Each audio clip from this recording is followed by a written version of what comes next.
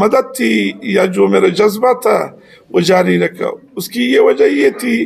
کہ بیسیکلی میں بہت ہی غریب خاندان سے تھا، کوئٹہ میں پیدا ہوا تھا۔ 8ویں جماعت تک مجھے یاد پڑتا ہے کہ ننگے پاؤں بھی میں اسکول گیا ہوں۔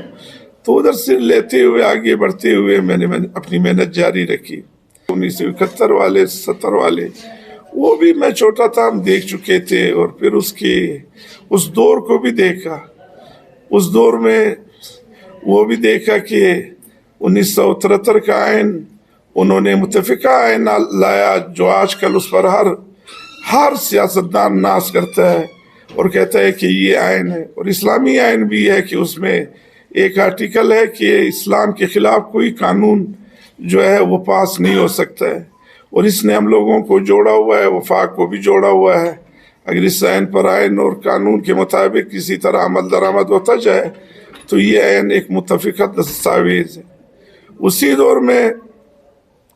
اسلامی کانفرنس جو تھی ذوالفقار علی بھٹو شہید کے دور میں منعقد ہوئی تھی، اور پورے اسلام ممالک کے لوگ بھی آئے تھے۔ اس کے ساتھ ساتھ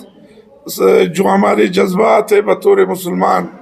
ختم نبوت کے لیے، وہ بھی پیپلز پارٹی کا دور تھا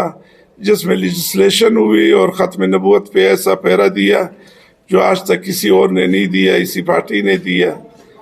18ویں ترمیم سے صوبوں کی خود مختاری تک، اور بالخصوص جو ہمارے مزدور ہیں ان کے لیے ورکر ویلفیئر فنڈ، جس کے ذریعے مطلب وظیفے، جس کے ذریعے جو ہے اسپتال، جس کے ذریعے اسکول، یہ ساری چیزیں جو تھی ورکر ویلفیئر فنڈ میں آج بھی ہے، لیکن آج اس پر صحیح طور سے عمل درآمد نہیں ہو رہا ہے۔ اولڈ ایج بینیفٹ کا قانون لایا گیا، سوشل سیکورٹی اسپتالوں کے قوانین آ گئے، اور مزدوروں کو زبان جو تھی وہ ذوالفقار علی بھٹو کے دور میں ملی۔ لیکن میں نے اپنی ٹریڈ یونین کی پوری تاریخ میں اور ملازمت کے دوران کبھی کسی سیاسی پارٹی میں شمولیت اختیار نہیں کی۔ آج کے حالات پہ جو ہمارے لوگ تھے ساتھی، کوئی کون سا انقلاب، کوئی کون سا انقلاب، تو وہ انقلاب اور وہ باتیں بھی مطلب کافی ہم نے دیکھی کہ وہ بھی رہ گئی ہے۔ اس وقت یہ نظام ہے، پاور پالیٹکس ہے، لوگ اس کے اندر گھسے ہوئے ہیں، اس کے اندر بہت سے لوگوں کا قبضہ ہے، اور ہم اور آپ کو بھی سوچنے کا موقع مل گیا کہ ہم بھی سوچیں۔ تو میں نے اپنے تمام ان ساتھیوں کو جو ریٹائر ہو گئے ان کو کہا کہ آپ سیاست میں حصہ لیں، اور ایسی سیاست نہ کرے کہ جیسے وہ ٹریکٹر کے ٹرالی کے پیچھے بٹھائے اور آپ کو بس بٹھا کر کے آپ کی جو پرزے بدن کے پرزے اس کو بھی ختم کرائے۔ آپ کسی سے رابطے میں رہے، آپ کسی MNA MPA کسی سینیٹر کو کسی ایشو پہ پکڑے، ان کو ساتھ لائے۔ تو میں نے بھی اجازت لی، اور 3 تاریخ کو ہم نے ہزاروں کا اجتماع کیا، اور اس میں نے اجازت لی کہ جس طرح آپ لوگوں کو اجازت ہے جو ریٹائر ہے، مجھے بھی یہ اجازت ہے۔ اگر کسی پارٹی نے مزدوروں کی عزت کی اور مزدوروں کے ساتھ قیادت نے رابطہ کیا، اور کبھی بھی کسی مسئلے پہ قیادت نے ہمیں رسائی دی، تو میں اس پارٹی میں شامل ہوں گا۔ اور دوسری یہ کہ جو بھی اس مرتبہ ہم الیکشن ہے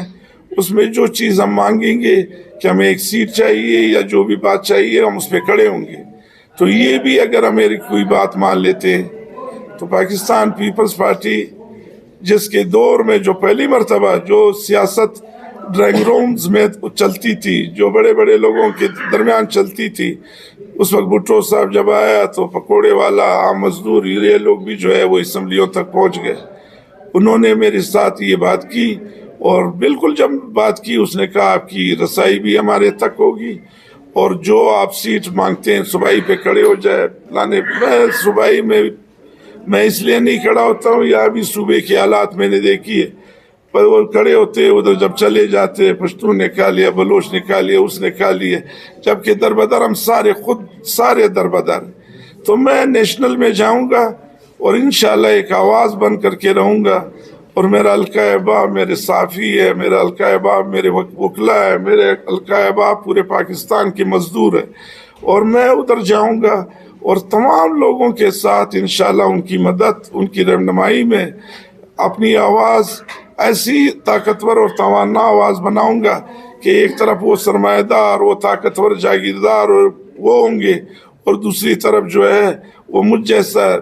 ایک ادنا، ایک عام انسان بھی جو ہے اس کے اندر جو ہے وہ اپنا انپٹ دے گا۔